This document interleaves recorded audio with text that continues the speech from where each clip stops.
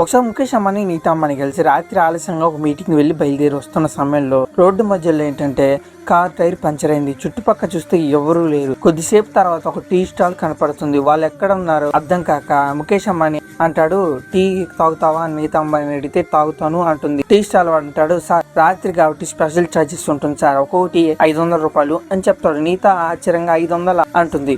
Tea వాడు రాత్రి service కదా మేడం, అలాగే ఉంటుంది అని అంటాడు. తీసుకుంటే తీసుకోండి, అమౌంట్ లేదు అని చెప్తాడు. ముఖేష్ అంబానీ నవ్వుతూ సరే అయ్యా 2 టీలు ఇవ్వు అంటే టీలు తాగిన తర్వాత ముఖేష్ అంబానీ నీ దగ్గర ఫోన్ ఉందా అని అడుగుతాడు. టీ వాడు ఉంది సార్ అని అడిగితే డ్రైవర్ కి కాల్ చేయాలి, ఒకసారి నీ ఫోన్ ఇవ్వా అని అడిగితే ఆయన చెప్తాడు 1000 రూపాయలు ఛార్జ్ అవుతుంది అని చెప్తే ఇదేం బిజినెస్ మోడల్ రా బాబు అని చెప్పి నీతా అంబానీ నవ్వుతూ ఉంటుంది. ముఖేష్ అంబానీ సరే ఇస్తా అని చెప్పి తీసుకొని ఫోన్ చేసిన తర్వాత కొద్దిసేపు తర్వాత డ్రైవర్ వచ్చేసాడు. టీ వాడు సార్ మొత్తం 2000 బిల్ అయిందని చెప్పగా ముఖేష్ అంబానీ నవ్వుతా సరే ముఖేష్ అంబానీ ఒక ప్రశ్న అడుగుతాడు, నువ్వు రోజు ఎంత సంపాదిస్తావు అని అంటే టీ వాడు 2-3 వేలు దాకా సంపాదిస్తాను సార్, ఏదో ఒక రోజు అదృష్టం ఉంటే మీలాంటి వాళ్ళు వచ్చినప్పుడు మాత్రం ఇంకా ఎక్కువ అని చెప్తాడు. ముఖేష్ అంబానీ ఇవాళ నువ్వు మమ్మల్ని బాగా చార్జ్ చేసావు కదా అని నవ్వుతూ ఉంటాడు. టీ వాడు నవ్వుతూ అవును సార్, ఛాన్స్ దొరికింది కాబట్టి ఇలా చేయాల్సి వచ్చింది అని చెప్తాడు. ముఖేష్ అంబానీ జేబులోంచి ఒక 10,000 రూపాయలు డబ్బులు తీసి టీ వాడు చూస్తూ షాక్ అవుతుంటాడు. ముఖేష్ అంబానీ బిజినెస్ అంటే ఇదే, కానీ ఛాన్స్ వచ్చినప్పుడు వాడుకోవాలి, కానీ కస్టమర్స్ మాత్రం మోసం చేయకూడదు, నువ్వు చాలా తెలియగలవాడివి, నిజాయితీ గలవాడివి, నీ నిజాయితీ ఇంకొంచెం పెంచుకుంటే సరిపోతుంది అని చెప్పి 10,000 డబ్బులు ఇచ్చి ముఖేష్ అంబానీ వెళ్ళిపోతాడు.